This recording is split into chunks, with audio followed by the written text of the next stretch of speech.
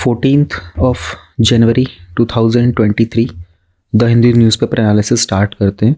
First we will revise कल वाले जो कंटेंट हम लोगों ने कवर किए थे, देन कुछ वन लाइनर्स, उसके बाद कुछ मेजर हाइलाइट्स, कुछ टॉपिक्स जिनको डिटेल में कवर करना है। There are 2 editorials to be covered today. आज एथिक्स वाला पोर्शन स्किप होगा because of some of the stupidity, but कोई बात नहीं, उसे हम कल से दोबारा कंटिन्यू करेंगे। कल वाले टॉपिक्स के रिवीजन में हम लोगों ने सबसे पहले बात की थी 1 रैंक 1 पेंशन की।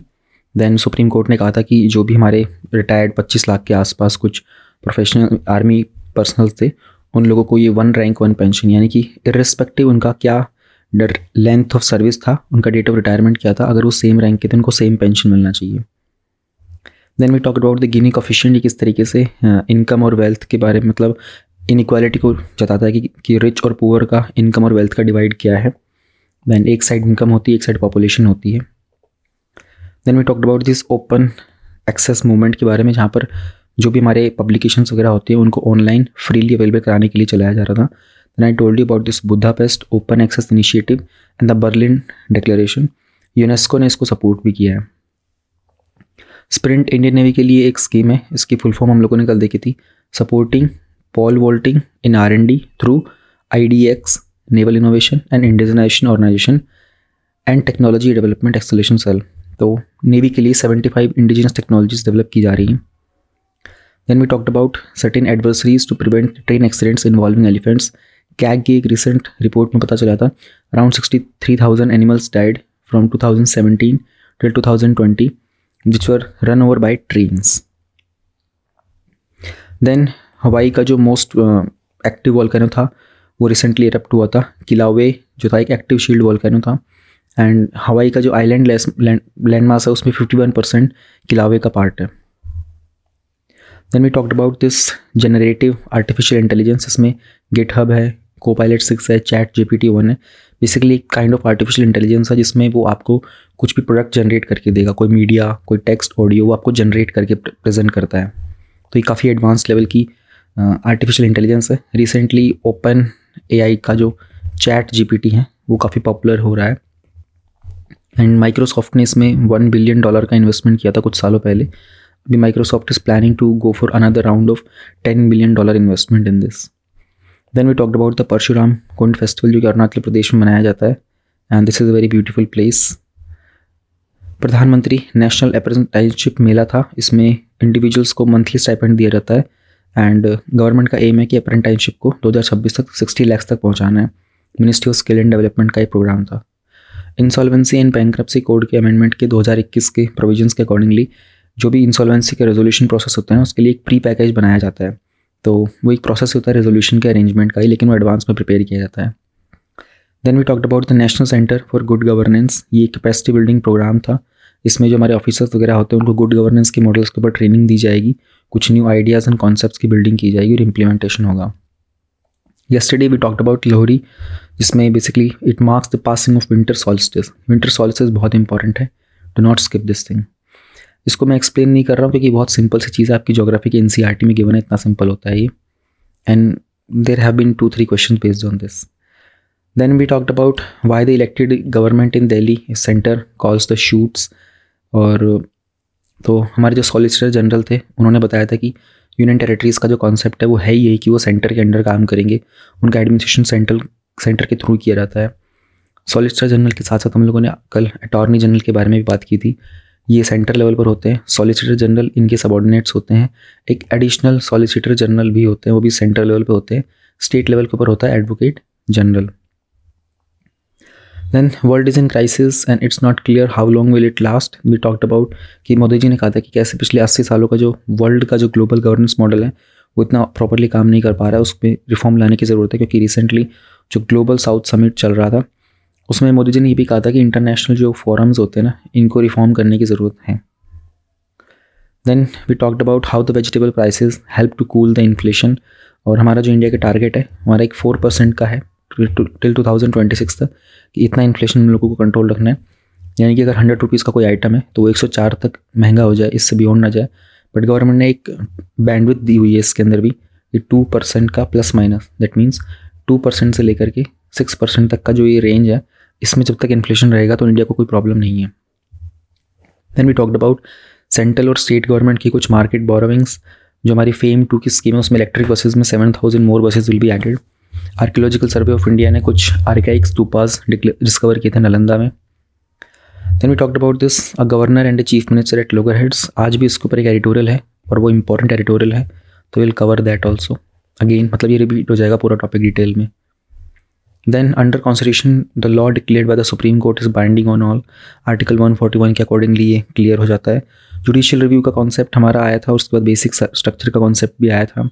एंड रिसेंटली जो हमारा 83rd प्रेसिडेंशियल कॉन्फ्रेंस चल रहा था उसमें हमारे जो वाइस प्रेसिडेंट थे उन्होंने कुछ कमेंट्स किए थे about the national judicial appointment commission. Then human rights watch की एक रिपोर्ट आई थी, उसमें कहा था कि इंडिया के अंदर जो अथॉरिटीज़ हैं उन्होंने अपने जो माइनॉरिटीज़ होते हैं उनके ऊपर काफ़ी तरीके से एक्टिविस्ट वगैरह के ऊपर क्रैकडाउन काफ़ी स्ट्रॉन्ग था। कुछ एग्जाम्पल भी थे, जम्मू एंड कश्मीर का था, बिल्किस बानो केस के एग्जाम्पल्स दिए गए थे। Then we talked about this issue of pre term births and the still births. एक रिपोर्ट आई थी, उसके अकॉर्डिंग उसके 2 पार्ट्स थे चाइल्ड मोर्टेलिटी को लेकर के। प्री टर्म मतलब जब बच्चे का नॉर्मल प्रेगनेंसी टाइम से पहले जन्म हो जाता है, और स्टिल बर्थ का मतलब होता है कि the baby dies any time after 22 weeks वगैरह। तो इंडिया में जो चाइल्ड मोर्टेलिटीज़ हैं वो अराउंड 7 लाख होती हैं। Globally 5 million children die before their 5th birthday every year. कुछ चैलेंजेस हैं इसके अंदर प्री टर्म के और स्टिल बर्थ के, तो बहुत सारी चीज़ें बताई गई थी। हम लोग फैमिली प्लानिंग पे काम कर सकते हैं, एंटीपार्टम सर्विसेज के ऊपर, न्यूट्रिशन के ऊपर, आयरन फॉलिक एसिड का इंप्रूवमेंट कर सकते हैं, हेल्दी डाइट हो सकती है, ऑप्टिमल न्यूट्रिशन, रिस्क फैक्टर्स को मैनेज कर सकते हैं, डायबिटीज़, हाइपरटेंशन, ओबेसिटी, इन्फेक्शंस को अगर मॉनिटर कर सकते हैं। कंगारू मदर केयर के बारे में भी टॉक्ड अबाउट। एंड उसके अलावा फिर ऑल्सो टॉक्ड अबाउट कि नेशनल हेल्थ पॉलिसी का क्या जो डेटा था कि हमारे इंडिया के अंदर 2025 तक हम लोग हेल्थ में 2.5% ऑफ GDP का इन्वेस्ट करेंगे, बट राइट नाउ देखते हैं तो सिर्फ 1.5 तक ही है। और ये कुछ अपने टॉपिक को स्टार्ट करने के लिए बड़े अच्छे कोटेशंस भी थे। This was about all yesterday's topics. अब आज के स्टार्ट करते हैं। 14 जनवरी के वन लाइनर करंट अफेयर्स देखते हैं।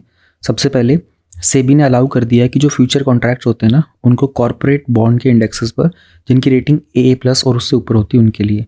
अब पहले ये फ्यूचर कॉन्ट्रैक्ट क्या होता है, तो ये 2 पार्टीज़ के बीच में एक लीगल एग्रीमेंट होता है जहाँ पर दोनों पार्टीज एग्री करती हैं कि किसी पर्टिकुलर एसेट को बाय और सेल कर सकती हैं एक स्पेसिफाइड क्वांटिटी में और एक प्री डिटरमाइंड प्राइस पर। अब कॉर्पोरेट बॉन्ड क्या होता है? बॉन्ड सिंपल एक इंस्ट्रूमेंट होता है ऑफ ट्रांजेक्शन। तो कॉर्पोरेट बॉन्ड भी एक टाइप ऑफ डेट सिक्योरिटी होती है। कोई भी कंपनी अब जिसको कैपिटल रेज करनी होती है तो वो बॉन्ड इशू करती है। फॉर एग्जांपल अगर महिंद्रा को करना होगा तो महिंद्रा एक कॉर्पोरेट बॉन्ड इशू करेगी, यानी कि एक डॉक्यूमेंट होगा उसमें, और मार्केट से पैसा उठाएगी in the return of this document. फिर जब ये डॉक्यूमेंट जिसके पास भी होगा वो जब कल को वापस चाहिए होगा अपना पैसा, तो महिंद्रा को वही डॉक्यूमेंट वापस देगा और महिंद्रा उसका पैसा रिटर्न कर देगा, इस तरीके से। तो सेबी ने कहा है कि अभी फ्यूचर कॉन्ट्रैक्ट जो है ना पहले अलाउ नहीं थे, उन्होंने कहा था अभी कॉर्पोरेट बॉन्ड के ऊपर अलाउ हो जाएंगे। L&T का चाइल्ड एंड मोर्टेलिटी की रिपोर्ट है 2022 की, वही है UNIGMA की जो हम लोगों ने कल डिटेल में कवर की थी।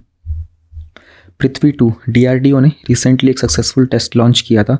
एक टैक्टिकल बैलिस्टिक मिसाइल है हमारी पृथ्वी 2, तो इसके बारे में थोड़ा आपको पता होना चाहिए। एंड बेसिकली इसमें 2 इंजन लगे होते हैं और इसकी रेंज है अराउंड 350 किलोमीटर की। जितने जो वॉरहेड्स होते हैं यानी कि जो वेपन वगैरह होते हैं इसमें 500 से 1000 kg तक की वॉरहेड्स कैरी कर सकती हैं। एंड इसको DRDO ने डेवलप किया था। DRDO का एक कॉन्सेप्ट था integrated guided missile development programme, जो कि डॉक्टर APJ अब्दुल कलाम का था उसके अंदर। इस प्रोग्राम के अंदर अग्नि, त्रिशूल, आकाश और नाग, ये सारी मेजर मिसाइल्स इसी प्रोग्राम के अंडर आती हैं। Then C2022 E3 ZTF comet. तो रिसेंटली ये जो कॉमेट है इसको डिस्कवर किया गया था और ये अपीयर होगा for the first time in 50,000 years. Comets क्या होते हैं, और आप लोग देखोगे तो आपको इस तरीके से कुछ आसमान में दिखाई देगा कॉमेट। ये लेफ्ट ओवर होता है जब सोलर सिस्टम का फॉर्मेशन हो रहा था ना 4.6 बिलियन ईयर्स अगो, तो उस टाइम पे में कुछ लेफ्ट ओवर चीज़ें थी जो फ्रीज़ हो गई थी, क्योंकि स्पेस के अंदर टेम्परेचर नहीं होता तो वहाँ सब बहुत ज़ीरो में होता है, एकदम सब कुछ फ्रीज़ हो जाता है। तो इसमें डस्ट होती है, रॉक होता है, आइस होती है। तो जब भी कोई कॉमेट का ऑर्बिट जो है ना वो सन के आसपास आता है ना, तो हमारे सन जो है वो हॉट है, उसके पास कोई भी ऐसी चीज़ जो फ्रोज़न आएगी तो जाहिर सी बात है फ्रोज़न चीज़ मेल्ट होना स्टार्ट हो जाएगी, तो उसमें से डस्ट और गैस निकलना स्टार्ट होती है। इसके कारण एक टेल बन जाती है और एक जाइंट ग्लोइंग हेड बन जाता है। तो ये मोस्टली प्लेनेट से भी बड़ा होता है। तो बहुत सारे बिलियंस ऑफ कॉमेट्स सन के अराउंड ऑर्बिट करते हैं कुपियर बेल्ट के अंदर, इसको हम लोग शॉर्ट पीरियड कॉमेट बोलते हैं। मैन्युफैक्चर्ड सैंड, अब आप लोगों ने कभी ना कहीं कंस्ट्रक्शन देखा होगा, तो उसमें एक तो होता है उसको हम लोग बोलते हैं बजरी। तो ये बजरी जो होती है बेसिकली वो नदियों के आसपास से निकाली जाती है, नदियों के जो पत्थर वगैरह आ रहे होते हैं ना टूट टूट करके, तो उनका इस तरीके से सैंड बन जाती है। तो ये होती है नदियों से निकाली। एक होती है कि हम लोग आर्टिफिशियल उसको मैन्युफैक्चर करते हैं, पत्थरों को क्रैश कर करके तोड़ तोड़, उसको क्रैशर भी बोलते हैं। तो यही था जो नदन कोलफील्ड्स लिमिटेड है, जो कि एक कोल इंडिया का सब्सिडरी है, उन्होंने कहा था कि वो लोग मैन्युफैक्चर स्टैंड को प्रोड्यूस करना स्टार्ट करेंगे। तो मैन्युफैक्चर स्टैंड आर्टिफिशियल होती है। फ़ायदा ये होता है कि एक तरीके से ऑल्टरनेटिव का काम करती है ये। इसकी ड्यूरेबिलिटी अच्छी होती है, स्ट्रेंथ भी अच्छी होती है, इको फ्रेंडली होती है क्योंकि इसको सैंड माइनिंग से नदियों को नुकसान करके नहीं निकाला जाता, वर्केबिलिटी अच्छी होती है। प्रॉब्लम इसमें ये होती है कि इसका एंगुलर टेक्सचर होता है ना, तो यहाँ पर वाटर और सीमेंट की रिक्वायरमेंट ज़्यादा होती है। फिर higher concentration of microfine particles उसकी स्ट्रेंथ और वर्केबिलिटी को भी इम्पैक्ट करते हैं। वर्चुअल पावर प्लांट्स का कॉन्सेप्ट जो है ना, ये रिसेंटली जीएम मोटर्स, फोर्ड और गूगल जो है ना, इन्होंने मिलकर काम करने की कोशिश की थी। तो वर्चुअल पावर प्लांट्स में ये होता है कि हमारी जो इलेक्ट्रिसिटी होती है ना, उसका कंजम्पशन को रिड्यूस करना होता है। एक तरीके से एक एडवांस सॉफ्टवेयर का इस्तेमाल किया जाता है जो इलेक्ट्रिसिटी शॉर्टेजेस के अंदर डिफरेंट तरीके से अप्लायंसेस को और ग्रिड वगैरह में शिफ्ट करना हो, कब बैटरी से यूज़ करना है, कब ग्रिड में शिफ्ट करना है, इन चीज़ों को ऑपरेट करता है। तो इट्स लाइक ए टेक्नोलॉजी जहाँ पर बहुत सारे ग्रिड प्लानर्स ना बेहतर तरीके से अपनी इलेक्ट्रिसिटी की डिमांड और सप्लाई को मैनेज कर पाएंगे। गैलेक्सीज़ क्या होती हैं? गैलेक्सी पहली बात तो स्पायरल, एलिप्टिकल और इरेगुलर कुछ भी हो सकती है। तो गैलेक्सी बहुत बड़ा कलेक्शन होता है, उसमें गैस होती है, डस्ट होती है, बिलियंस ऑफ स्टार्स होते हैं और उनके सोलर सिस्टम्स होते हैं। तो इंडिया राइट नाउ मिल्की वे के गैलेक्सी के अंदर है। हमारी जो गैलेक्सी वो भी कुछ स्पायरल शेप की ही है और हमारी गैलेक्सी के बिल्कुल सेंटर में एक सुपर मैसिव ब्लैक होल भी है जिसकी तरफ हम लोग धीरे धीरे बढ़ रहे हैं। तो ये एक प्लैनेट है और ये एक स्टार है और ये गैलेक्सी बहुत होता है। एक गैलेक्सी के अंदर बिलियंस ऑफ स्टार्स होते हैं और उन स्टार के सोलर सिस्टम्स भी होते हैं। तो more than 200 distant variable stars जिनको हम लोग बोल रहे हैं RR लायरे, ये डिस्कवर किए गए थे हमारी मिल्की वे के स्टेलर हैलो के अंदर, जो कि एक स्फेरिकल क्लाउड ऑफ स्टार्स हैं। RR लायरे जो है ये इसकी जो ब्राइटनेस होती है ना फ्लक्चुएट करती रहती है, तो इसके कारण डिस्टेंस को मेजर कर पाना ईजी हो जाता है। तो ये थे हमारे one liners for 14th January। Now we have this very important editorial, take a step to regulate the deep fakes।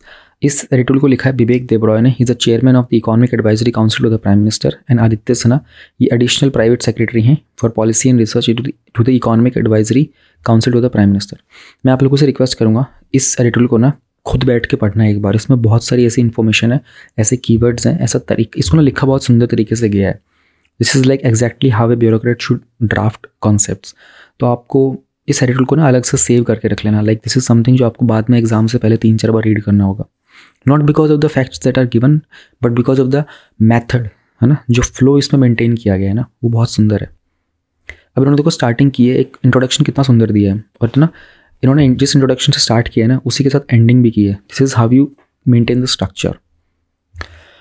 William Golding's की एक फेमस नॉवल है लॉर्ड ऑफ द फ्लाइज, उसमें जैक है, वो एम्फेसाइज करता है कि क्या इंपॉर्टेंस होती है रूल्स को फॉलो करने की और कैसे एक सिस्टम को एस्टेब्लिश किया जाए ऑफ गवर्नेंस। आपस में कुछ कहानी होगी, अब मैंने ये बुक पढ़ी नहीं है तो मुझे मालूम नहीं है, बट सी आपको ध्यान रखना होगा कि when you illustrate some incident from one of the other books ना, आप उसको किस तरीके से इलस्ट्रेट करोगे कि रीडर को थोड़ा पता चल जाए। तो इस बुक के अंदर कोई जैक नाम का पर्सन है, वो चाहता है कि रूल्स फॉलो किए जाने चाहिए और कोई गवर्नेंस का सिस्टम लगना चाहिए। तो ये कहता है वी आर नॉट सेवेजेस, ठीक है, we are English and the English are best at everything, so we have got to do the right things, so it is a story of group of boys. अब उन्होंने explain किया, ठीक है, इन्होंने थोड़ा सा नरेशन दिया 2-3 लाइन का, फिर उसको एक्सप्लेन कर रहे हैं कि ये स्टोरी है कुछ ग्रुप ऑफ बॉयज़ की जो स्टैंड हो चुके एक अनइनहेबिटेड आइलैंड पर कहीं ना कहीं फंस जाते हैं वो, और कहीं ना कहीं वो सेल्फ गवर्नेंस मेंटेन नहीं कर पाते। In the end all the boys they end up becoming nothing short of savages, तो सेवेजेस बन जाते हैं। अब बुक इलस्ट्रेट करती है क्या सिग्निफिकेंस होती है रूल्स एंड नेगेटिव आउटकम्स की, जिसके कारण मतलब अगर रूल्स ना हो ना तो क्या प्रॉब्लम आ सकती हैं। इफ़ नथिंग एल्स, अगर और कुछ ना होगा तो एक गवर्नेंस के लेसन होते हैं गवर्नमेंट के लिए और रेगुलेटर्स के लिए। ये डेमोन्स्ट्रेट करता है कैसे सेल्फ रेगुलेशन और नो रेगुलेशन कभी कभी डिजास्टर्स हो जाता है। It's such a beautiful starting of this thing. Exactly इसी तरीके से जो आपके रैंक 1 होल्डर रहे हैं 2017 में अनुदीप दुरीशेट्टी सर, उनकी जो बुक है ऐसे वाली, उन्होंने इसी तरीके से चीज़ें बताई हैं। This is how you exactly started. 2 से 3 लाइन आप उस बुक के बारे में बताओ, उसके बाद उसको एक्सप्लेन करो। दिस एक्सप्लेनेशन ना, this justification about any argument, giving the evidence, this is exactly where you maintain the flow. ये ना ऑटोमेटिकली साइकोलॉजिकल एक फ्लो फ्रेम कर देता है आपके माइंड के अंदर। अच्छा कनेक्टिविटी आती है, ऐसे you suddenly that sound sense of connectivity happens. अभी डीप फेक वाली चीज़ को हम लोग समझने की कोशिश करेंगे। इसके ऊपर डीप फेक पर ना हम लोगों ने कुछ दिन पहले एक और एडिटोरियल कवर किया था, बट ये टॉपिक बहुत अच्छा था, एडिटोरियल था, तो मैं इसे मिस नहीं करना चाहता था। अब ये जो लेसन है ना पर्टिकुलरली बहुत रेलेवेंट है with respect to artificial regulations in India. कल हम लोगों ने जनरेटिव आर्टिफिशियल इंटेलिजेंस की बात की थी ना, अब जो डीप फेक होता है ना ये भी आर्टिफिशियल इंटेलिजेंस से कनेक्टेड होता है। हमारे इंडिया के अंदर ना रेगुलेशंस नहीं है हमारे पास, किस तरीके से इंडिविजुअल या फिर फर्म्स या फिर इवन जो नॉन स्टेट एक्टर्स होते हैं ना वो कैसे हमारी आर्टिफिशियल इंटेलिजेंस का मिसयूज़ करते हैं। अब इस चीज़ को लेकर के जब हमारे पास अकाउंटेबिलिटी की कमी है, कोई ओवरसाइट नहीं है, और ये बहुत बड़ा डिजास्टर हो सकता है। हमारे पास पॉलिसीज ही बनाई नहीं है डीप फेक को लेकर के। डीप फेक क्या होता है, ये ना कुछ पावरफुल टेक्निक्स होती है मशीन लर्निंग की और आर्टिफिशियल इंटेलिजेंस की, जिसमें बहुत सारा विजुअल और ऑडियो को ना हम लोग जनरेट कर सकते हैं। वो बहुत ही पोटेंशियली डिसीव कर सकता है, डिसीव मतलब धोखा देने वाला होता है। जैसे कि टॉम क्रूज़ का कोई आर्टिफिशियल इंटेलिजेंस की हेल्प से डीप फेक बना दीजिएगा, आपको लगेगा कि तो टॉम क्रूज़ ने कोई मूवी शूट की है, बट एक्चुअल में टॉम क्रूज़ ने कुछ भी शूट नहीं किया होता उसके अंदर, वो एक डुप्लीकेट वीडियो बन जाती है। इस लाइक उसी को डीप फेक बोलते हैं, एक फेक वीडियो है वो, मैंने डुप्लीकेट वर्ड गलत इस्तेमाल कर दिया, वो फेक वीडियो होती है। हमें लगता है ऐसा कि अरे तो ओरिजिनल है। अब इसके साथ इश्यूज़ क्या होते हैं, हालांकि टेक्नोलॉजी को हमें अप्रिशिएट करना चाहिए, उसके बहुत सारे अच्छे फ़ायदे भी होते हैं, बट कुछ सीरियस इश्यूज़ भी होते हैं। पहली बात तो डीप फेक वीडियोज़ उनके कारण मिस इन्फॉर्मेशन जाती है, वो प्रोपेगेंडा फैला सकते हैं, ऑलराइट। और ये फैक्ट और फिक्शन के अंदर है ना, फैक्ट मतलब जो है, फिक्शन मतलब जो एक इमेजिनेशन का पार्ट होता है, दोनों के बीच में ना पब्लिक की जो डिस्टिंग्विशिंग एबिलिटी होती है ना उसको कॉम्प्रोमाइज़ कर देते हैं। इंसान समझ नहीं पाता सच्चाई क्या है झूठ क्या है, फिर किसी भी सिचुएशन को बहुत कॉम्प्रोमाइजिंग और एम्बेरेसिंग भी कर सकते हैं। बहुत बार ऐसा देखा गया है कि डीप फेक के कारण ना बहुत सारा पोर्नोग्राफिक मटेरियल रहता है, खास करके जो सेलिब्रिटीज़ होते हैं, एमिनेंट सेलिब्रिटीज़, उनके नाम पर। तो इस तरह की फ़ोटोज़ वीडियोज़ ना सिर्फ उनकी प्राइवेसी के ऊपर इन्वेजन होता है, बल्कि एक हैरेसमेंट भी होता है, उनका मेंटल हैरेसमेंट हो रहा होता है। तो जैसे टेक्नोलॉजी बढ़ती चली जाएगी ना, इस तरह की वीडियोज़ को बनाना और आसान हो जाता है। तीसरा प्रॉब्लम होता है फाइनेंशियल फ्रॉड का। रिसेंटली कुछ स्कैमर्स ने यूज़ भी किया था आर्टिफिशियल इंटेलिजेंस के इस प्रोग्राम को, और जो यूके के सीईओ, यूके की एक एनर्जी कंपनी के सीईओ थे ना, उनको भी इन्होंने बहुत बड़ा नुकसान हुआ था, उनको 2,20,000 यूरो का नुकसान हो गया था। अब इस तरह की ऑडियो वगैरह होती है डीप फेक की, वो उनको सीईओ की बॉस की आवाज़ में उसको मिमिक कर दिया गया था। अब आपकी भी आवाज़ हो सकती है, उसकी आवाज़ को एकदम कॉपी कर दिया जाएगा। हमारे आसपास की कंट्रीज़ के साथ भी टेंशन क्रिएट हो जाती है ना। अब आप देख रहे हो इस पर्सन ने स्टोरी की स्टार्टिंग करी, उसको थोड़ा सा एक्सप्लेन किया, ठीक है, फिर इसने बताया कि कैसे हमारे इंडिया में कमी है आर्टिफिशियल इंटेलिजेंस की, उसने डीप फेक को बताया होता क्या है, डीप फेक के इश्यूज़ बताए, फर्स्ट इशू, ठीक है, then second issue, then third issue बताया, तीनों के एग्जाम्पल दिए उसने, छोटे छोटे, बिल्कुल छोटे छोटे एग्जाम्पल दिए। फाइनेंशियल फ्रॉड का तो कितना अच्छे से एग्जाम्पल दिया। Then he went to the another dimension, tensions neighbourhood में कैसे हो जाती हैं। आप देख रहे हो फ्लो कैसे बना रखा है, इसलिए मैंने आपको बोला था ये एडिटोरियल ना बहुत ही सुंदर तरीके से लिखा हुआ है, इसकी कॉपी रख लेना सेव करके। अच्छे अच्छे एडिटोरियल कुछ गिनती के साल में 15-20 ही होते हैं बस, जिनको सेव करना होता है, वरना हर दिन 3-3 आ रहे होते हैं। देख रहे तो साल में 1000 एडिटोरियल आते हैं, 900 से ऊपर, बट तेरा 15-20 ऐसे एडिटोरियल होते हैं जो बहुत अच्छे होते हैं, ये उनमें से एक है। तो 3 एरियाज़ हैं डीप फेक के, इसलिए मैं इसको लाइन टू लाइन और वर्ड टू वर्ड कवर कर रहा हूँ यहाँ पर, इसलिए मैं कुछ मिस नहीं करना चाह रहा। तो 3 एरियाज़ है डीप फेक्स के, जहाँ पर जो एक लीथल टूल की तरह काम करता है ना। जैसे हमारे कुछ तो नॉन फ्रेंडली नेबर्स वगैरह हो गए, है ना, और नॉन स्टेट एक्टर्स। अब नॉन स्टेट एक्टर मतलब इंडिया के नहीं है, ऑफिशियल लोग नहीं है, लेकिन वो किसी तरीके से नुकसान पहुँचाना चाहते हैं। तो नॉन स्टेट एक्टर्स के ऊपर ना आपका मेंस में एक प्रीवियस ईयर क्वेश्चन आ चुका है GS 3 में, सिक्योरिटी इशूज़ में। अब इसके करना इलेक्शंस को इन्फ्लुएंस कर दिया जा सकता है। तो रिसेंटली ताइवान के कैबिनेट ने एक अमेंडमेंट किया था अपने इलेक्शन के लॉज में, ये अगर किसी भी व्यक्ति ने डीप फेक की वीडियोज और इमेजेस को शेयर किया ना, उसको पनिश किया जाएगा। तो ताइवान इतना कंसर्न क्यों हो रहा है, क्योंकि चाइना वहाँ की ताइवान की पब्लिक को इन्फ्लुएंस करने के लिए फॉल्स इन्फॉर्मेशन स्प्रेड कर रहा है, और बहुत सारे तरीके से इलेक्शन के आउटकम्स को मैनिपुलेट किया जा सकता है। तो चाइना उन कंट्रीज़ में से जिसने कुछ रेगुलेशंस खुद भी लगाए हुए थे कि वो खुद भी डीप फेक के यूज़ को प्रोहिबिट करता है, क्योंकि उनको लगता है कि उनकी इकॉनमी के लिए, उनकी नेशनल सिक्योरिटी के लिए वो काफ़ी नुकसानदायक हो सकते हैं। और चाइना ने रिसेंटली किया था 10 जनवरी 2023 को, उन्होंने इस तरह के रूल्स लागू किए थे। अब डीप फेक के कारण ना कुछ एस्पेनेज एक्टिविटीज़ भी की जा सकती है, यानी कि गवर्नमेंट को ब्लैकमेल करने के लिए कुछ डॉक्टर्ड वीडियोस, एडिटेड वीडियोस का इस्तेमाल किया जा सकता है। डिफेंस के जो ऑफिशियल्स हो सकते हैं ना, उनके द्वारा भी कुछ स्टेट सीक्रेट्स वगैरह रिवील करवाए जा सकते हैं। 2019 में एसोसिएट प्रेस ने एक लिंक्डइन प्रोफाइल को आइडेंटिफाई किया था, इसका नाम था कैटी जॉन्स, और बेसिकली ये भी एक आर्टिफिशियल इंटेलिजेंस के द्वारा क्रिएट किया गया एक प्रोफाइल था। इस प्रोफाइल को कनेक्ट किया गया था कुछ इन्फ्लुएंशियल इंडिविजुअल के साथ वाशिंगटन DC के अंदर। मार्च 2022 के अंदर लास्ट ईयर ही जो यूक्रेन के प्रेसिडेंट ज़ेलेंस्की, उनके द्वारा उन्होंने एक वीडियो पोस्ट की थी अपने सोशल मीडिया पर। उन्होंने कहा था कि मेरे नाम से एक वीडियो चल रही है जहाँ पर मैं अपने सोल्जर्स को बोल रहा हूँ कि वो रशियन फोर्सेस के सामने सरेंडर कर दें। इंडिया में भी इस तरह की डीप फेक्स की वीडियोज़ जो है बहुत प्रोड्यूस की जाती हैं। कुछ इन्फ्लेमेटरी मटेरियल होता है ना, कुछ वीडियोज़ में ऐसा दिखाया जाता है कि आर्म्ड फोर्सेज जो पुलिस हो रही होती है ना, वो लोगों के साथ कुछ क्राइम कर रही होती है। तो ऐसी वीडियोज़ विद पर्पस बनाई जाती हैं, प्रोपेगेंडा फैलाने के लिए, गवर्नमेंट की इमेज को ख़राब करने के लिए भी फैलाई जाती हैं। टेररिस्ट वगैरह को रिक्रूट करना, वायलेंस वगैरह इंसाइट करना, ये सब होता रहता है। एंड इंडिविजुअल्स वगैरह को अब जेन्युइन कंटेंट को आइडेंटिफाई कर पाना, ऑथेंटिक कंटेंट को, इट बिकम्स वेरी हेडेक वाली थिंग। तो एक लायर्स डिविडेंड बन जाता है। अभी लायर्स डिविडेंड क्या होता है? डैनियल कीट सिट्रॉन और जो रॉबर्ट चेल्सी थे, इन्होंने इसको डिस्क्राइब किया था। कोई भी इंडिविजुअल जब एक्सप्लॉइट करता है, can exploit the increasing awareness and prevalence of deep face technology to their advantage by denying the authenticity of certain content. मतलब कि फॉर एग्जाम्पल, ये ना जनरली क्या होता है ना, मिनिस्टर्स वगैरह जो होते हैं ना, उनके खिलाफ होता है। इसको बोलते हैं लायर्स डिविडेंड। तो मिनिस्टर के नाम पर मान लो कोई वीडियो आएगी, है ना, कोई ऐसी वीडियो आउट जाती पब्लिक में जिसमें समथिंग इज़ बीइंग अगेंस्ट उनके कुछ हो रहा होता है। अब ये जो मिनिस्टर होगा वो ये बात कह करके इसको ठुकरा देगा कि ये तो डीप फेक की वीडियो है। क्यों? क्योंकि डीप फेक मार्केट में बहुत पॉपुलर हो रखा है आजकल। बहुत सारी वीडियोज़ जो आ रही हैं वो फेक आ रही होती हैं। इसी को बोलते हैं लायर्स डिविडेंड। यानी कि ये जो व्यक्ति है ना, अब अपनी सच्चाई को छुपाने के लिए इस टेक्नोलॉजी का और ये जो इशू चल रहा है करंटली मार्केट में, इसका इस्तेमाल कर रहा है।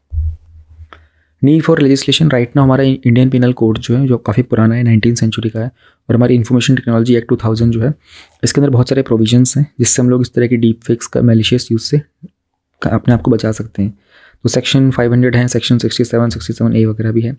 फिर हमारा जो रोपा है, रिप्रेजेंटेशन ऑफ पीपल एक्ट है, उसमें भी कुछ प्रोविजंस हैं जिसमें हम लोग इस तरह के फॉल्स या फिर मिसलीडिंग इन्फॉर्मेशन को कहीं ना कहीं रोकने की कोशिश करते हैं। लेकिन ये इनफ नहीं है। इलेक्शन कमीशन ने भी कुछ रूल्स बनाए थे, जो कि रजिस्टर्ड पॉलिटिकल पार्टीज़ है ना, इनको अपने सारे के सारे एडवर्टाइजमेंट्स का पहले प्री अप्रूवल लेना होगा। तो उनको ये हो जाता है कि इसके अलावा जो भी चीज़ रन कर रही होती है ना, वो फिर इलीगल हो जाती है। लेकिन आज की डेट में जो हमारी नई टेक्नोलॉजी, अब देखिए लाइन कितनी सुंदर है, जब आप वे फॉरवर्ड लिखोगे, कंक्लूजन लिखोगे, there is often a lag between new technologies and the enactment of laws. This statement is very powerful. Generally आपको स्टेटमेंट्स फॉर्मेशन में भी प्रॉब्लम होती है ना। इंडिया के अंदर एक लीगल फ्रेमवर्क है जो भी आर्टिफिशियल इंटेलिजेंस को लेकर के, वो सफिशिएंट नहीं है अभी, क्योंकि उसमें कुछ इश्यूज़ वगैरह हैं हमारे एल्गोरिदम्स को लेकर के।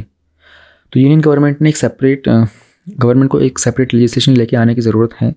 एंड वो ऐसा होना चाहिए कि वो आर्टिफिशियल इंटेलिजेंस की इनोवेशन को ना रोके। Artificial intelligence is good, but provided कि उसको रेगुलेटेड मैनर में यूज़ किया जाए। तो हमारा जो रिसेंटली प्रपोज डिजिटल इंडिया का बिल है, उसमें भी कुछ प्रोविजंस ऐसे हैं, प्रिवेसी के मैटर को भी हैंडल करना है साथ साथ। फिर we cannot always rely on the policy of self regulation, at least that is what the lord of flies has taught us. बहुत ही सुंदर एडिटोरियल है, किसी भी हालत में इसको मिस मत करना। मैं बार बार रिपीट कर रहा हूँ, न्यूज़पेपर में जाओ या फिर जो PDF मैंने टेलीग्राम चैनल पर पोस्ट किया ना, इसको अलग से स्क्रीनशॉट लेकर के फिर इस इमेज को सेव कर लो। This is very very very important. So we have this editorial, more than just an address. Recently आप लोगों को पता होगा कि जो तमिलनाडु के गवर्नर थे, he walked out of the assembly because of certain reasons. ये फ़ोटो भी आप लोगों के पास, ये काफ़ी फोटो पॉपुलर हो रही थी। एंड इसी के बारे में जानने की कोशिश करेंगे कि क्या गवर्नर ऐसा कर सकते हैं, नहीं कर सकते। तो ये जो एडिटोरियल है, इसको अरविंद P. दत्तरजी ने और राहुल उन्नीकृष्णन जी ने लिखा है। They both are practising advocates at the Madras high court. तो तमिलनाडु का मैटर है, तमिलनाडु के ही मद्रास हाई कोर्ट के 2 एडवोकेट्स हैं, उन्होंने इसके बारे में कुछ लिखा है। तो ध्यान रहे, ये जो एडिटोरियल्स होते हैं ना, ये राइटर का ओपिनियन होता है, तो इसमें आपको बस अपने लिए वैल्यूएबल पॉइंट्स निकालने होते हैं। अभी इन्होंने कुछ कंपैरिजन किया था इंडिया का और जो हमारा पार्लियामेंट्री मॉडल, हम लोगों ने वेस्टमिंस्टर का मॉडल का कॉन्सेप्ट स्टार्ट किया था ना पार्लियामेंट्री डेमोक्रेसी में। तो उन्होंने कहा कि यूके के अंदर जो पार्लियामेंट का पहला सेशन होता है ना, उसमें जो स्पीकर होता है, जो इलेक्शन होता है स्पीकर का, it has to be completed and members होते हैं ना दोनों हाउसेस को ओथ भी लेते हैं। तो जो दोनों पार्लियामेंट में से कोई भी हाउस अपना पब्लिक बिजनेस स्टार्ट नहीं कर सकता जब तक किंग खुद या फिर जो लॉर्ड कमिश्नर्स होते हैं वो उसकी ओपनिंग ना कर दें। फिर वहाँ पर जो किंग की एक स्पीच होती है, वो फॉर्मल बिगिनिंग होती है हर एक नए सेशन की, और या फिर गवर्नमेंट की स्टेट पॉलिसीज़ वगैरह क्या प्रोग्राम होने वाले हैं गवर्नमेंट के, उन सब के लिए। तो किंग की स्पीच को कौन प्रिपेयर करता है? वहाँ की जो इनकम्बेंट गवर्नमेंट होती है, और उसकी कॉपी जो होती है वहाँ के लॉर्ड चांसलर को भी दी जाती है। और हम लोगों ने यही मॉडल जो है ऑलमोस्ट अपने यहाँ पर कॉपी किया है। अब इंडिया ने भी यही कॉन्सेप्ट स्टार्ट किया था, वेस्टमिंस्टर मॉडल का ही। तो हमारा जो आर्टिकल 87 है ना इंडियन कॉन्स्टिट्यूशन का, उसमें होता है कि प्रेसिडेंट जो है ना एक स्पेशल एड्रेस करेंगे दोनों हाउसेस का जब भी हमारा साल का पहला सेशन स्टार्ट होगा। अब यहाँ से ये बात ध्यान रखो, हमारा जो बजट है वो कब स्टार्ट होने वाला है? जनवरी 31 से, और वो साल का पहला सेशन भी होने वाला है। फिर प्रेसिडेंट को इन्फॉर्म करना होता है पार्लियामेंट को, एंड उसके सारे समन करने का कॉज, समन मतलब होता है ऑफिशियल नोटिस करके बुलाना, तो प्रेसिडेंट ऑफिशियल तरीके से बताएंगे क्या कॉज है, बुलाया क्यों जा रहा है। आर्टिकल 176 में गवर्नर को भी स्पेशल एड्रेस देना होता है at the first session of each year of every state of the legislative assembly. जो लैंग्वेज होती है, the language of this provisions were borrowed from the rules of the house of Commons. House of Commons मतलब India में जिससे अपना लोकसभा हो गया। तो 1960 में फरवरी 2022 को प्रेसिडेंट का एड्रेस, तो जवाहरलाल नेहरू जी तो थे ना हमारे पहले प्राइम मिनिस्टर, तो उन्होंने कहा था कि प्रेसिडेंट का जो एड्रेस है ना is nothing but a statement of policy of the government. तो उन्होंने कहा था कि प्रेसिडेंट का जो एड्रेस होगा हैज़ एनीथिंग रॉन्ग और उसमें कुछ ऑब्जेक्शनेबल होगा तो गवर्नमेंट को ब्लेम करना है, प्रेसिडेंट को नहीं। तो प्रेसिडेंट को सिर्फ वो प्रेजेंट करना होता है। तो मेंबर्स क्रिटिसाइज़ कर सकते हैं, कंडेम कर सकते हैं गवर्नमेंट को, क्योंकि ये जो स्टेटमेंट वगैरह दी जाती है गवर्नमेंट के द्वारा दी जाती है। कलकत्ता हाई कोर्ट ने इस चीज़ को इंटरप्रेट किया था। Syed Abdul Mansur Habibullah versus the speaker of West Bengal का केस था 1966 का। उन्होंने कहा था कि special address is not an ideal और ceremonial formality, it keeps the members informed कि क्या एग्जीक्यूटिव पॉलिसीज़ हैं, क्या लेजिस्लेटिव प्रोग्राम है स्टेट गवर्नमेंट के। फिर चाहे वो इंडिया हो चाहे यूके हो, दोनों में ही एक टाइम ऑनर्ड कॉन्स्टिट्यूशनल कन्वेंशन होता है जिसमें किंग या फिर प्रेसिडेंट या फिर गवर्नर को एग्जैक्ट टेक्स्ट को पढ़ना होता है और क्या स्पेशल एड्रेस होता है वो इन्फॉर्म करना होता है नेशन को और स्टेट को कि जो इलेक्टेड गवर्नमेंट है उसकी क्या कुछ पॉलिसीज़ होने वाली हैं। तो यूके में आज तक ऐसा कोई इंसिडेंट नहीं हुआ है जहाँ पर जो पर्सन था जिसने प्रेजेंट करनी थी स्पीच उन्होंने उसमें डिविएट किया हो। रिसेंटली जो गवर्नर थे तमिलनाडु के RN रवि, उन्होंने कॉन्स्टिट्यूशन हिस्ट्री बना दी थी स्टेट के अंदर। उन्होंने कुछ पैराग्राफ्स होते उनको ऑमिट कर दिया था एंड उन्होंने जो ऑफिशियल टेक्स्ट था उसको चेंज करने की कोशिश की थी। इसी को लेकर के जो कॉन्स्टिट्यूंट असेंबली जब थी ना हमारी 1947 से पहले, तो प्रोफेसर KT शाह थे, उन्होंने एक अमेंडमेंट लाने की बात की थी। उन्होंने कहा था आर्टिकल 87 के अंदर डिस्क्रिशन होना चाहिए प्रेसिडेंट का कि वो किसी और पर्टिकुलर इशू के ऊपर भी अगर चाहें तो उस पर बोल सकते हैं। लेकिन इस अमेंडमेंट को अंबेडकर जी ने रिजेक्ट किया था। उन्होंने पॉइंट आउट किया था कि जो प्रेसिडेंट होते हैं ना अंडर आर्टिकल 6 उनके पास राइट होता है टू एड्रेस ईदर हाउस और both house of the parliament together and parliament को असेंबल होना होता है फॉर दिस पर्पस। सिमिलर सी पावर दी गई थी गवर्नर के द्वारा अंडर आर्टिकल 175, यानी कि जब whenever there is an independent power जो आर्टिकल 175 के अंदर दी जाती है तो एक सीरियस इम्प्रॉपरिटी होती है, यानी कि मॉरल या फिर सोशल ऑब्लिगेशन हो जाती है for any governor to omit several paragraphs from the speech prepared by the incumbent government। तो बेसिकली कॉन्सेप्ट वही है, वो कहना चाह रहे हैं कि as per the constitutional provisions ना ये सब चीज़ें नहीं होनी चाहिए। सुप्रीम कोर्ट ने भी कहा था कुछ कॉन्स्टिट्यूशनल कन्वेंशंस होते हैं, they are part of the constitution as its written text. Convention मतलब क्या होता है कि ये चीज़ संविधान में लिखी हुई नहीं है बट एक तरीके से एक दौर चलता आ रहा है, एक ट्रेडिशन सा चलता आ रहा है। तो उन्होंने कहा था कि कॉन्स्टिट्यूशनल मोरालिटी के अंदर constitutional morality consist of not only आप जो रिटन टेक्स्ट है उसको फॉलो करोगे बट जो कॉन्स्टिट्यूशनल कन्वेंशन होते हैं ना उसको भी फॉलो करोगे। कॉन्स्टिट्यूशनल मोरालिटी के ऊपर आपका मेंस में क्वेश्चन भी आया हुआ है और आपका एक essay भी आया हुआ है। It's very very important for the GS2 portion. अब कॉन्स्टिट्यूशन क्या है, उसकी मोरालिटी क्या है, उसको फॉलो करना नहीं करना, कब कब आप उससे डिविएट करते हो, वही सब के एग्जाम्पल लिखने होते हैं। Then we have this article 361 of the constitution. इससे गवर्नर को एक कंप्लीट इम्यूनिटी मिल जाती है किसी भी तरह के लीगल एक्शन की, क्योंकि जो हमारे फाउंडिंग फादर्स थे ना उनको लगता था कि गवर्नर जो है ना वो अपनी प्रॉपर्टी और एटीट्यूड के हाईएस्ट स्टैंडर्ड्स मेंटेन कर सकते हैं। Not very important to understand, लेकिन इंपॉर्टेंट ये है कि ये कुछ एग्जाम्पल दिए गए हैं, ये मैंने अलग से हाईलाइट इसलिए किए थे, आप इनको नोट डाउन कर लेना। Swearing in of a chief minister early morning, है ना। फिर गवर्नर और रूलिंग पार्टी का केरला में अभी राइट नाउ भी जो भी फ्रिक्शन चल रहा है, पहले वेस्ट बंगाल में भी चल रहा था, ऑलराइट। और ओमिशन जो सिंगल लार्जेस्ट पार्टी थी उसको गवर्नमेंट फॉर्म करने के लिए इनवाइट नहीं किया गया था मणिपुर में, गोवा में। और बाकी असेंबली बिल्स वगैरह का असेंट वगैरह डिले कर देना, उसके बाद ये इलेक्टेड लेजिस्लेचर का कॉन्सेप्ट तमिलनाडु में, ये सब डिस्टर्बिंग एग्जाम्पल्स हैं। और ये एग्जाम्पल सारे आपको पता होना चाहिए because every year there are certain question with respect to centre state relation, federalism का कॉन्सेप्ट और गवर्नर का कॉन्सेप्ट आते रहते हैं। तो ये आप एक तरीके से समराइज करके लिख सकते हो कहीं पर, इसको अलग से नोट डाउन कर लेना। रोल ऑफ गवर्नर क्या होता है, बेसिकली जो हमारा गवर्नर होता है एक तरीके से उनको हम राज्यपाल बोलते हैं। स्पेशल एड्रेस होता है गवर्नर का, इंपॉर्टेंट कॉन्स्टिट्यूशनल ड्यूटी है। तो जब भी उनको जो भी काम करना होता है it is on the aid and advice of the council of ministers, जिसमें chief minister council of minister के हेड होते हैं। कॉन्स्टिट्यूशनल रोल क्या होता है गवर्नर का, is that to he is the elder statesman who brings a sense of gravitas to the high office, and by his oath he must preserve, protect and defend the constitution and the law. अब ये जो line है ना यहाँ पर, ये बहुत सुंदर है. Just in case there is a question based on governor, you can put this as an introductory statement. तो जो भी राजभवन के रेजिडेंट्स वगैरह होते हैं उनसे एक्सपेक्ट किया जाता है कि वो पार्टी पॉलिटिक्स के अबव हैं, है ना, वो पॉलिटिकल सिनेरियोज में ना डूबें, and they should not stop और hamper the functioning of the जो भी इलेक्टेड गवर्नमेंट होती है उसकी. तो एक ट्रिब्यूट है हमारे कॉन्स्टिट्यूशन का, that it continues to be steel frame of India's republican democracy. और 70 साल तक सर्वाइव भी किया है, लेकिन हमेशा कुछ ना कुछ खतरा रहता है. कुछ शॉर्ट साइटेड अमेंडमेंट्स अगर कर दी गए तो नुकसान हो सकता है, एंड बहुत बार कॉन्स्टिट्यूशनल कन्वेंशंस को रिपीटेडली ब्रीच भी किया गया है. तो इस तरह के खतरे को हमें रोकने की कोशिश करनी है. This is what all these advocates have been trying to convey, कि there are certain constitutional obligations जो हमें फॉलो करनी होती हैं. गवर्नर का क्या रोल होता है, गवर्नर किस रेंज तक जाता है. वो गवर्नर इंडिया के अंदर ना one of the most disputed constitutional position है, और ये आती है सेंटर एंड स्टेट के रिलेशंस के साथ कनेक्ट होकर के. इसमें फेडरलिज्म भी कनेक्ट होता है, इसमें 7th शेड्यूल भी कनेक्ट होता है हमारा. ऑलराइट, एंड यहीं से हमारा सेंट्रल गवर्नमेंट का और जो दिल्ली का चलता रहता है ना यूनियन टेरिटरीज के साथ, ये वाला मुद्दा भी यहीं कनेक्ट होता है. ये सारी चीज़ आपस में कनेक्टेड है, तो इसमें से कुछ भी मिस मत करना. Modi flags of world's longest river cruise from Varanasi to Dibrugarh. अब ये जो लग्जरी क्रूज है ना, ये बहुत कमाल की चीज़ है. अगर आप देखोगे फोटो में भी बहुत बड़ा भी साइज़ में, और ये सुंदर भी बहुत है, और ये वर्ल्ड का लार्जेस्ट है फॉर द रिवर क्रूज में. अब ये डिस्टेंस कवर करेगा अराउंड 3200 किलोमीटर का, और इसमें 27 रिवर स्टेट्स होने वाले हैं.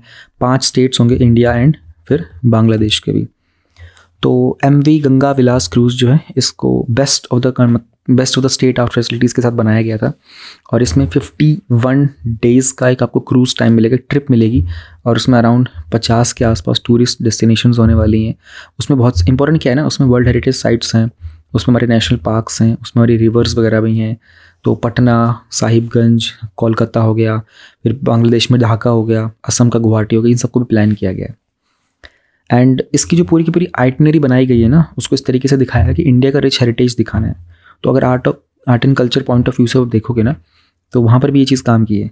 फिर हमारे यहाँ पर जब पूरी गंगा के ऊपर जो बहुत पॉपुलर गंगा आरती होती है, आप लोगों ने सबने अटेंड की होगी वैसे तो. गंगा आरती जब भी कोई ऋषिकेश हरिद्वार जाता है तो गंगा आरती अटेंड करते हैं, बहुत सुंदर होती है. तो वाराणसी की गंगा आरती बहुत पॉपुलर है, हरिद्वार की, ऋषिकेश की. तो सारनाथ में इनका प्लेस होगा. एंड क्रूज़ जो होगा ना, ये बहुत सारे बायोडाइवर्सिटी की रिच हेरिटेज साइट से निकलेगा, सुंदरबन से निकलेगा, और रॉयल बंगाल टाइगर्स वहाँ से विजिबल होंगे, काजीरंगा नेशनल पार्क भी होगा, 1 हॉर्न राइनोसोर्स होंगे. तो बहुत ही कमाल का एक इनिशिएटिव है, और अपने आप में first of its kind cruise service है. एंड जो हमारा इनलैंड वाटरवेज अथॉरिटीज़ है ना, मिनिस्ट्री ऑफ पोर्ट्स के अंदर आता है, उनकी तरफ से ये बहुत ही अच्छा इनिशिएटिव लिया गया था, कोलैबोरेशन किया गया था बेसिकली उनके साथ. तो एंटरप्रेन्योर्स वगैरह को भी इसका एडवांटेज मिल सकता है. अगर हम लोग बात करते हैं ना, ग्लोबली जो रिवर क्रूज़ का मार्केट होता है, वो पिछले कुछ सालों में सिर्फ 5% के आसपास ही ग्रो कर पाया था. तो रिवर क्रूज़ का मार्केट ग्रो नहीं हो पा रहा था. एंड अब एक्सपेक्ट ये किया जा रहा है कि 37% तक चला जाएगा आने वाले अगले 5 सालों का टारगेट है, यानी कि 2027 तक. तो इंडिया में भी 8 रिवर क्रूज़ के शिप्स ऑपरेट करते हैं, कोलकाता एंड वाराणसी में. वाइल जो क्रूज़ मूवमेंट थी ना, ये नेशनल वाटरवे 2 जो कि ब्रह्मपुत्र का, वहाँ पर भी चलती हैं. तो अभी जो कैपिटल एक्सपेंडिचर होगा ना इसकी कैपेसिटी बिल्डिंग के लिए, उसको रैंप अप किया जा रहा है रिवर क्रूजेस के साथ में, और सिस्टमेटिक तरीके से फॉरवर्ड और बैकवर्ड लिंकेजेस किए जा रहे हैं हमारी इकॉनमी के अंदर. एंड स्पेशली जब ये रिवर क्रूज चलेगा तो रिवर के दोनों साइड में भी बहुत सारी डेवलपमेंट की जाएंगी. MV गंगा विलास क्रूज़, देखिए कभी मौका मिले आप लोगों को इसमें ट्रैवल करने का, तो कमाल की चीज़ है ये भी. Now we have this topic, India's trade deficit with China races beyond 100 billion $. India का जो बायलैटरल ट्रेड था चाइना के साथ, वो 2022 में 135.98 बिलियन तक गया था. और अब इसमें हम लोगों को इंडिया और चाइना के ना ट्रेड रिलेशन के बारे में कुछ चीज़ें पता होनी चाहिए. एक तो चाइना जो है ना इंडिया का one of the biggest partners है, तो चाइना बेसिकली सेकंड पे आता है in terms of trade after US. और 2021-22 की अगर बात करते तो वो भी $100 बिलियन के ऊपर ही था. तो चाइना अगर हम लोग बात करते हैं ना पिछले 2 डेकेड्स के अंदर, if in the past 20 years we talk about this, तो एक अपवर्ड ट्रेंड देखने को मिला है सिंस आफ्टर 2002 एंड 2003 इंडिया और चाइना के ट्रेड के अंदर. And apart from US and China ऐसे कुछ 8 और कंट्रीज़ और रीजन्स हैं जो इंडिया के टॉप 10 ट्रेडिंग पार्टनर्स में आते हैं। थोड़ा आइडिया होना चाहिए आप लोगों को उनके बारे में, लाइक यूएई हो गया, सऊदी अरेबिया हो गया, सिंगापुर हो गया, Hong Kong, Indonesia, south Korea, Australia हो गया। यहाँ सबसे ट्रेडिंग बहुत होती है।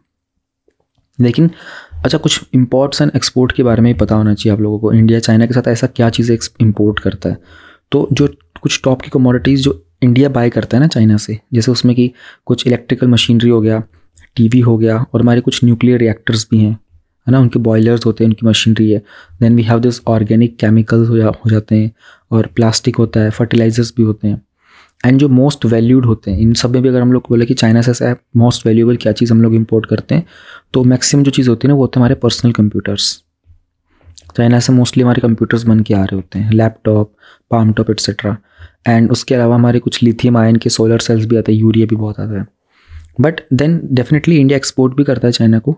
और 2021 और 22 की अगर हम लोग बात करते हैं ना, तो हमारे जो मेजर एक्सपोर्ट थी चाइना को, हमारी टोटल शिपमेंट का सिर्फ 5% ही गए थे। ये एक प्रॉब्लम है।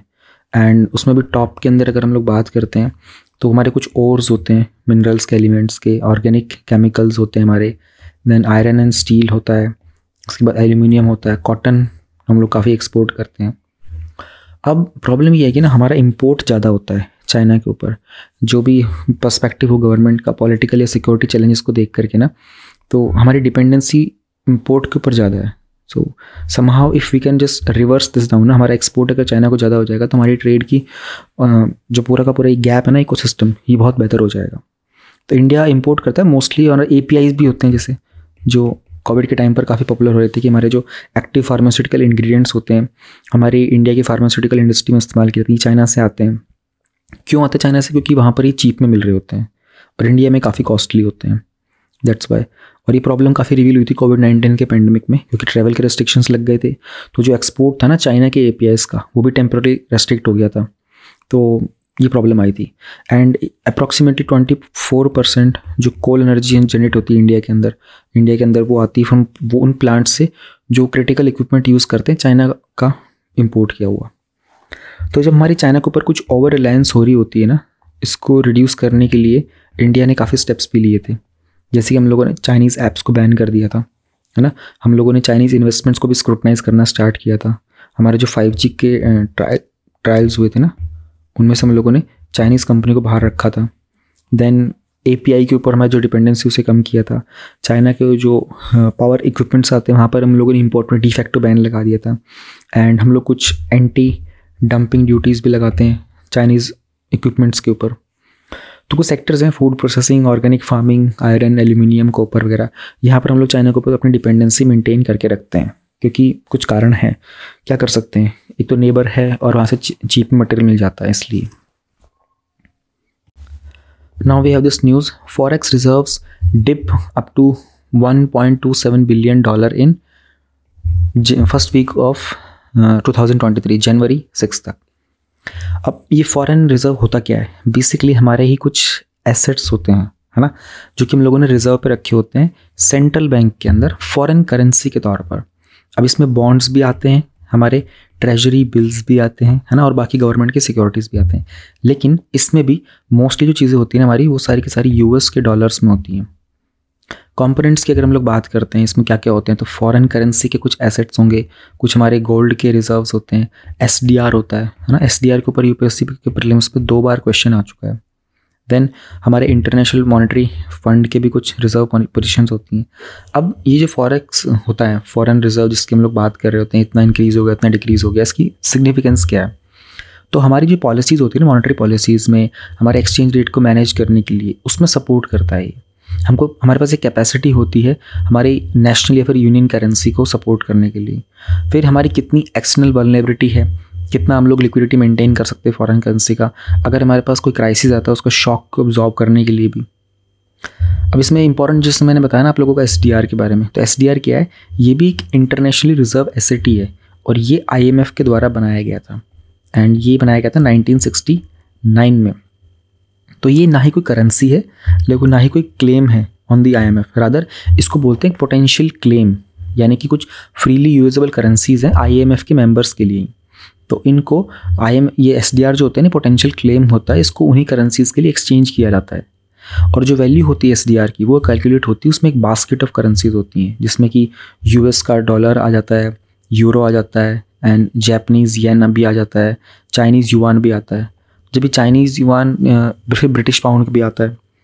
और इसके ऊपर जो इंटरेस्ट रेट देना होता है ना, इसके ऊपर पोटेंशियल क्लेम के ऊपर, वो मेंबर्स को ही दिया जाता है, उनकी जिसके पास जितनी SDR की होल्डिंग्स होती हैं।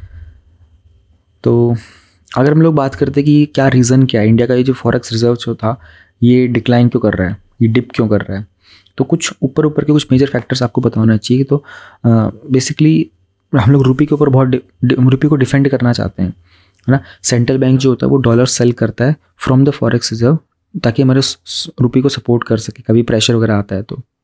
अब ये कहीं ना कहीं इंटरवेंशन चाहिए भी होती है।